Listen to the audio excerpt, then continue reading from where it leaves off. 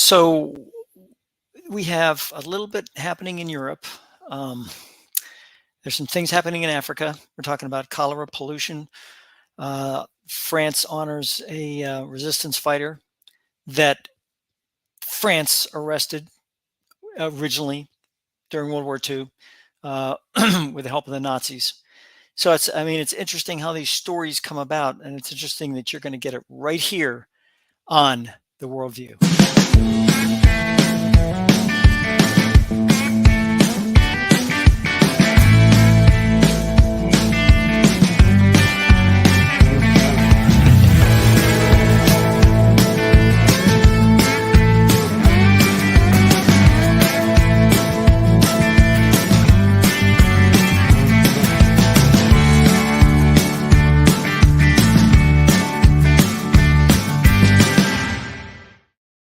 So I'm going to be like big media. I'm going to say pollution, cholera, death, destruction. Yeah, we're all here. Hi, I'm Chris Greco. For the next 30 minutes, we'll be talking from our perspective of the worldview. And I have to admit that in some cases, actually looked out, and the U.S. media did cover some of these stories. I mean, it's like, what? But did anybody hear about them? That's the thing. I mean, how much effort do they really take covering these stories? Of course, if it's about chaos, about Gaza, people dying. Yep, boy, they're right on it. Boom, boom, boom. Every time, every time there's anything happening, boy, they're right on it. And it's amazing how you have something like Ukraine where thousands are dead, or 30,000 dead, right? And all of a sudden it's kind of like, well, we're going to just pivot over here to Gaza. We're going to talk about that because, death, destruction, all that stuff. I mean, it's clickbait. I mean, people may not affirm this, but I'm telling you right now, if there's a story about death and destruction, shots fired, people dying, whatever else, people tend to view that more than they do things that are just starting to fester, and that's what we're going to talk about today, are the festering aspects and what's going on there. So I think the first thing we're going to talk about is France, because you know how much I love France.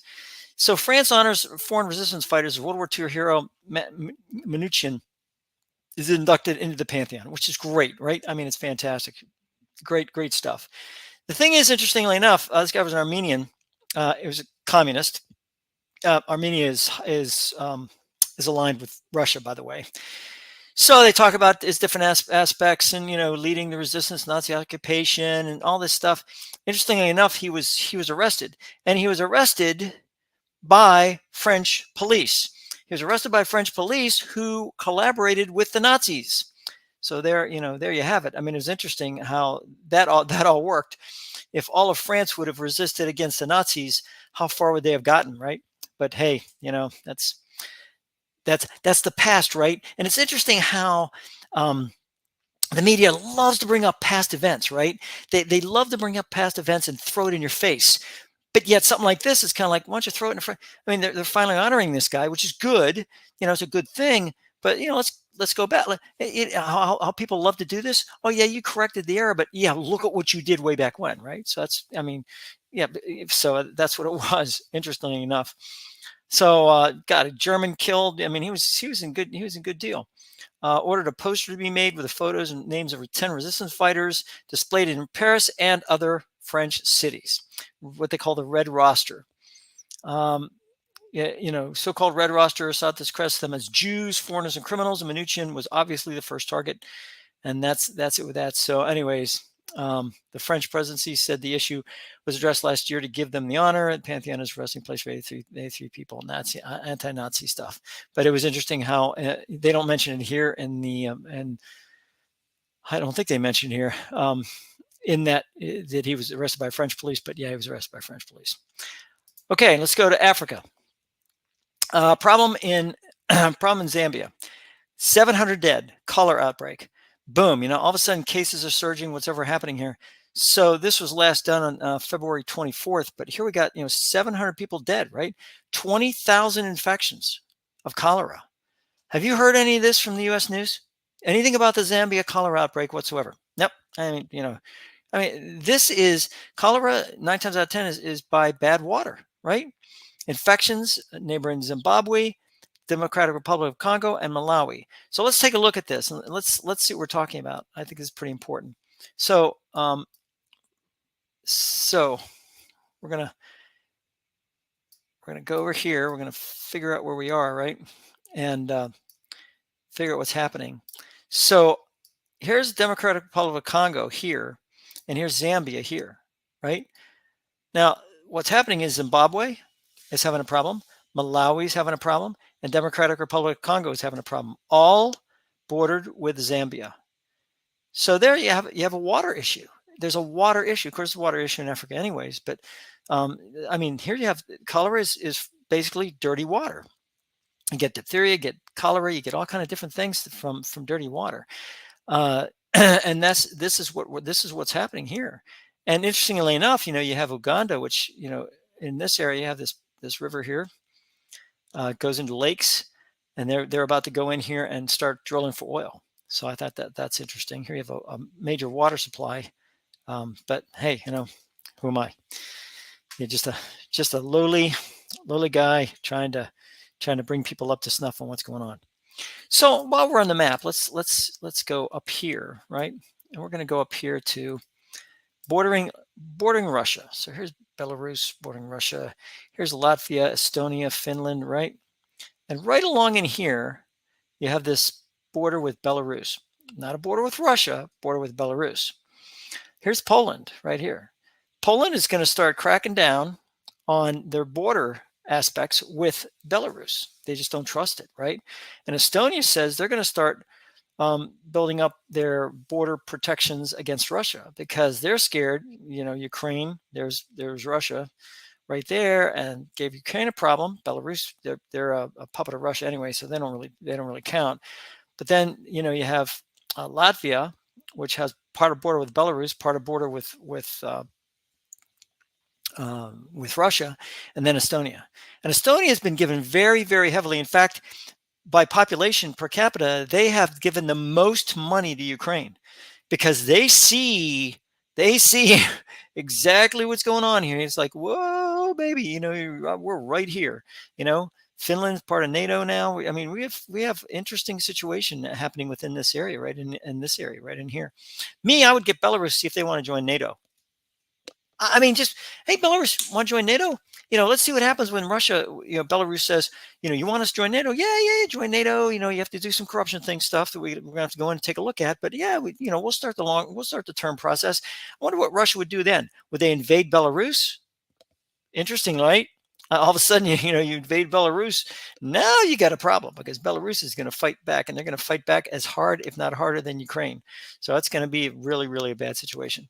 And then you have Moldova over here, which is really scared because if Ukraine falls, Moldova says they're going to fall. Of course, Romania, part of NATO, that's going to be an issue.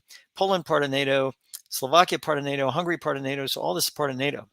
So they go into any of these countries, they're gonna have a problem with NATO. Article 5 is gonna kick in. Then we got ourselves another shooting war, as was in harm's way. Kirk Douglas said to John Wayne, "We got ourselves a shooting war." So I mean, that's a mother shooting war, mother something war. Kirk Douglas was a good actor, by the way. So that's what's happening here, and in fact, we'll go to the stories on this. So there's cholera, bad situation there. We'll get that in a second. And we'll get to this in a second. Where is it? Here it is, Poland. So it's Poland, right? 418-kilometer. Poland to tighten controls on Belarus border. Estonia warns of Russian threat to Eastern Europe. Yep. Well, technically speaking, they've already invaded Eastern Europe, right? I mean, if you really want to get down to it. So I thought that was interesting. So that's what's going on here, and that's big deal. Nothing said in the U.S. Nothing said on U.S. on U.S. stuff that I could see. Russia puts Estonia Prime Minister Kaja Kallas on wanted list. Lithuanian minister is also among those accused of destroying Soviet monuments as Tallinn fears Russian military buildup. So there's, Lithuania, there's Estonia, and there, Prime Minister says, she's on the most wanted list, I guess, for Russia. Actually, that would be a list that I wouldn't mind being on. It's kind of cool, Russia hates me. Yay! So then, let's see. Russia preparing for military confrontation. All right, Reuters. I see. Okay, with West says Estonia, February 13th. So I mean, Estonia is saying, look, we're gonna have an issue here. So there you have all kind of border aspects with Russia. Russia's pulling out the stops on this whole situation, right? So let's pop back to Africa for a second. Used vehicles get a second life in Africa, but at what cost? So used vehicles are being sent by um, by the United States, by the UK, by Europe, by other areas down to Africa. And Africa's buying them and then they're selling them, but they're missing things like, pollution guards and things like that, catalytic converters, things that, so all of a sudden they're polluting like crazy. And people but they need transportation. So that's what they have. So that's what they're doing. And I just covered the last time about donkeys. This guy from, I think it was Kenya, Kenya or Nigeria, came out to check on his donkeys because they transport his goods to market, and they were killed and stripped because China has a medication that uses donkey skin. So they're killing the donkeys. So that's like, so what do they get? They got to go to cars. So I mean, this is what's happening. You can imagine the price for gas here too. So this is from UN Environmental Program. The UN, right? So we have all these situations. Warns that millions of used light-duty vehicles shipped from Europe, the United States of America, and Japan to Africa and Asia are polluting and unsafe.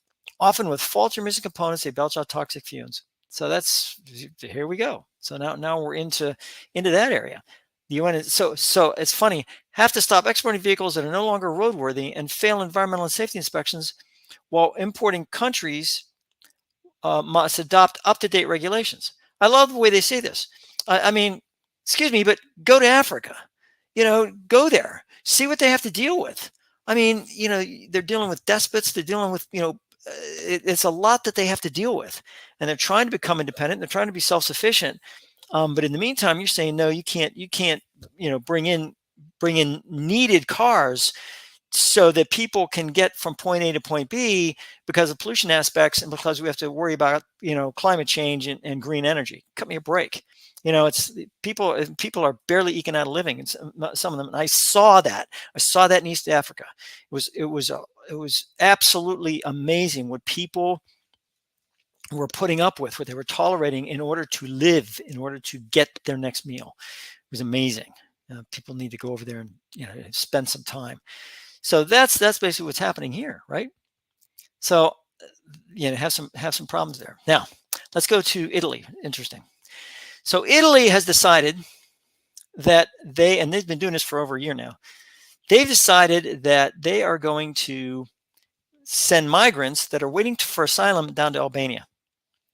And the prime minister of Albania and the premier of Italy have agreed to this, and their legislative bodies have agreed to it.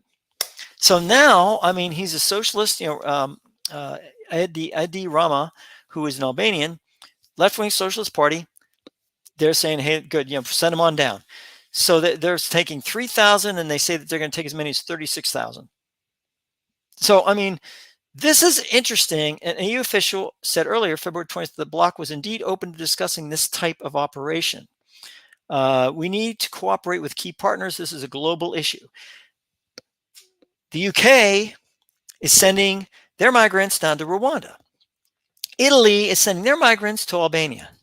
I just think this is so interesting how things are working in Europe. All of a sudden, they're being met with these migrants, these immigrants, and they're saying, hey, we just can't support that, so we're going to move them down to other countries. And they may be paying the countries. They didn't say that, but this is the situation.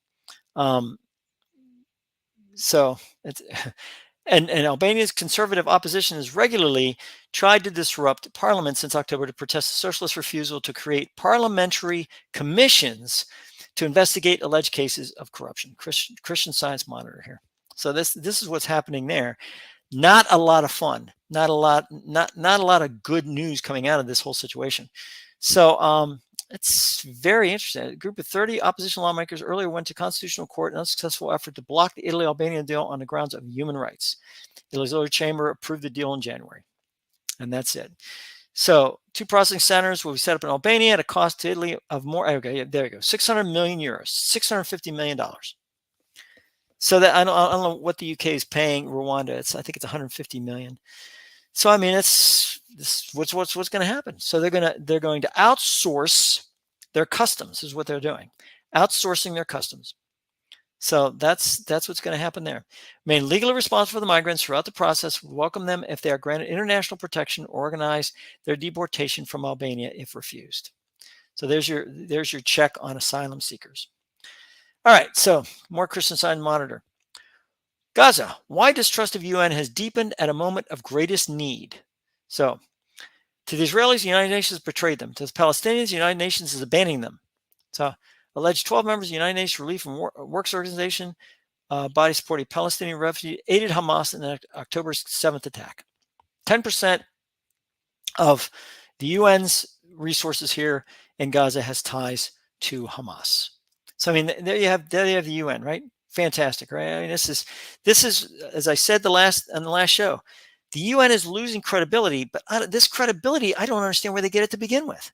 They don't do what they're supposed to be doing. They should have absolutely gotten together and thrown Russia out of Ukraine. They didn't do that. They haven't done. They're sitting on their hands when it comes to Guyana and Venezuela.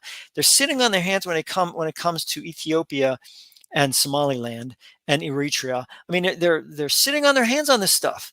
And I don't understand why they're even existing to begin with, or why we pay this much money, $18 billion a year, to an organization that basically, sits in the United States and gets all the benefits of being in the United States, and sits in their own building and gets apartments and everything else. For what? So they can go in and they can go to their meetings? I mean, it's ridiculous, folks. UN stands for understanding nothing. They don't understand what's going on in other countries.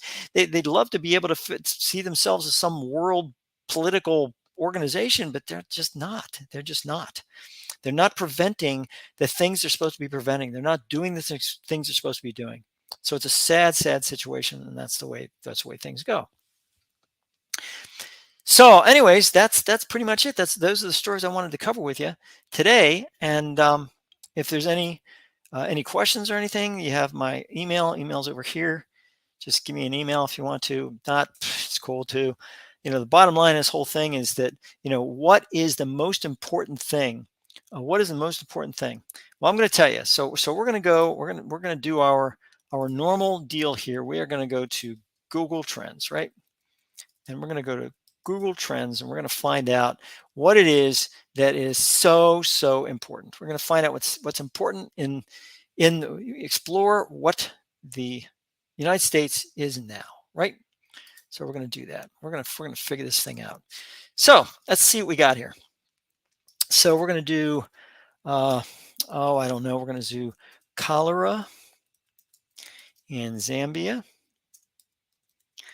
And we're going to do, I don't know, South Carolina primary. Okay. So we're going to do that, and we're going to see what happens. This is the cholera in Zambia. This is the primary in South Carolina. There it is. Great, huh? Super. Now let's do something else. Let's do, I don't know, Beyonce, right? Because Beyonce just did the whole deal there. Beyonce, you're not as good as South Carolina primary. Still better than Zambia, but nope, you're not there. Shame. Well, what about this one? This will really. How about Taylor Swift and Beyonce? Let's see who kills it here. Oh, yeah, there it is, folks. Yep, that's color in Zambia gets flatlined, and there you have Beyonce here and Taylor Swift here. Yeah, that's great. Yep, works out good. Yep, great. Nice try, Beyonce. You just didn't do good enough here. Didn't overturn that situation. Really something. So let's take a look at what are we doing here? This is Taylor Swift. Taylor Swift. Let's see, how about California? California, Beyonce, you're getting there. Not quite though. Looks like it's solid red though, doesn't it? Solid red. Wow. So let's take a look at worldwide. Let's take a look at worldwide. Let's see what the search things are. Huh? Yeah, Nope. Nope. Taylor Swift's still up there. There it is. So let's do Estonia. Is anything happening in Estonia? Oh. Hold on here. Cholera, Estonia is 2. Cholera in Zambia is less than 1. Hey, people are concerned about Estonia. Son of a gun. That's worldwide. What about US? Let's go US here. That's funny. Let's go to Estonia. See if they're interested themselves, right? So we're going to just go to Estonia, and we're going to see if. Okay, we're going to go to Estonia. We're going to see Estonia. Hey, even in Estonia, Beyonce. I mean, Estonia really likes Beyonce. Look at this. Boom. Then it flat lines. But I mean, they're kind of up there. Estonia is like 13, right? 13%. Boom. You got Beyonce here, which is February 24th, whatever it was. Taylor Swift never quite hit that peak, but she's down here. Look at that. So one more time, let's take a look at Zambia, because I think this is interesting. So Zambia. Let's see what Zambia is. It's cholera in Zambia. They're more interested in Taylor Swift. Look at this. I mean, yeah, they came out of flat line, but that's about it. So I mean, this is what's happening. I mean, all these areas. And now let's go to our last one, which is Russia. And let's see what Russia thinks about this whole situation. Let's see what Russia is concerned about, right? They're concerned about Estonia. They put the leader as most wanted, whatever it is. Nope, Taylor Swift. There it is. A little bit about Beyonce in there, a couple of peaks there, but mainly Taylor Swift. So Russia's even enamored with Taylor Swift. Great. Yep. That's super. Just love it. I mean, this is what really puts the truth in what's going on. Just kind of like, wow, this is nuts, right? But that's people are concerned about. Right? It takes their mind off of the what's happening around them. So it's like, all right, that's cool. And let's see what Ukraine is. I think. Sorry, one last one. Ukraine. Oh, Ukraine. There we go. There you go. Well, it's funny. Estonia. They're concerned about Estonia. It's good, but there's Taylor Swift, Beyonce, and then some stuff in Estonia. So, other than that, it's way down here. Crazy, right? But I would like to see something. Let me get U.S. Congress, right? Because of the congressional situation that's happening there. I want to see what Ukraine thinks about that. And in fact, what we're going to do is we're going to take off this, and we're going to take off this, and we're going to see what's going on. So, Estonia, cholera, they don't care about. But look right here, right? Look at U.S. Congress. All of a sudden, they're right in here, and then it levels out. But I mean, still, Estonia, they're concerned about, and they should be, because they're a close country. It's Eastern Europe. They're scared about the Russia invading them. So that's what's happening there. And got to remember that February 24th is pretty important. Why is that? Because that's the anniversary of the invasion of Ukraine. So no wonder Estonia went up, right?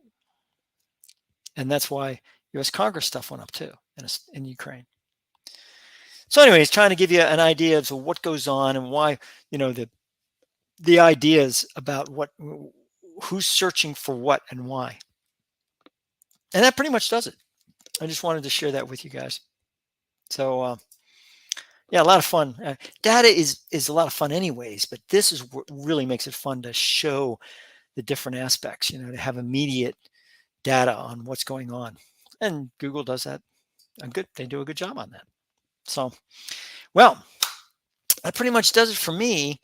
I did want to share. I do want to share my book. I will. Uh, so we are going to, let's see. We're gonna have.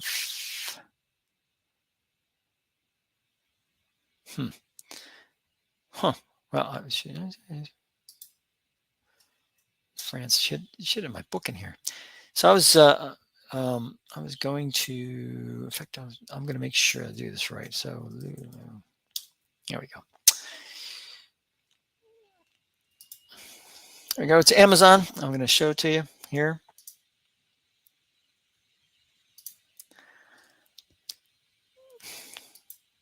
Should the United States reevaluate its relationship with France? How do we conduct internet policy with France? Right. So this is my book. It's on Amazon. You can get it. You can certainly get it. It's paperback.